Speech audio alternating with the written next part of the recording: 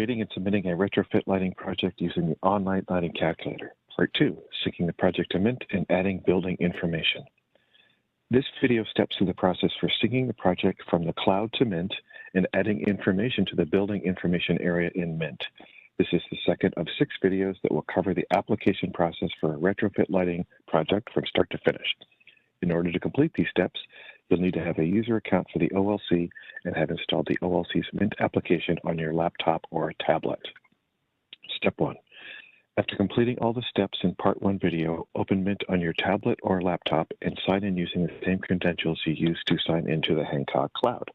The first time you log in, you'll need to change the service URL field to read https://bpa.hancocksoftware.com. Click Finalize Account Setup. This will sync your local copy of Mint with any project assigned to you in the Hancock Cloud. Note, Mint must be connected to the web for this syncing step.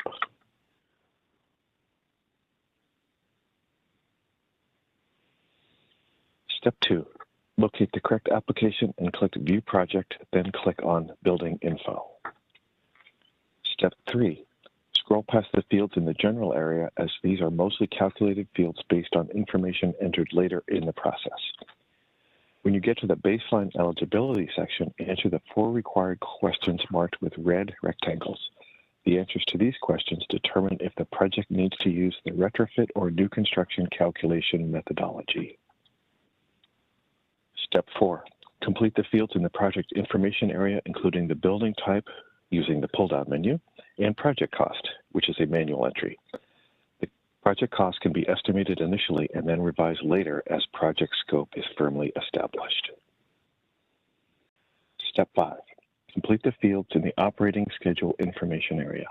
The daily operating hours in weeks per year will be used to generate a default annual hours of operation used to calculate energy consumption for the lighting system.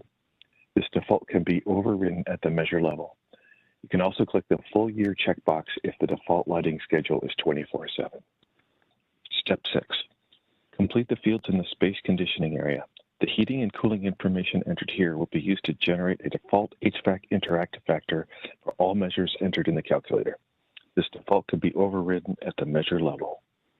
Step 7. After all the information is entered, return to the main project screen using the return arrow, white on green, in the upper left-hand corner.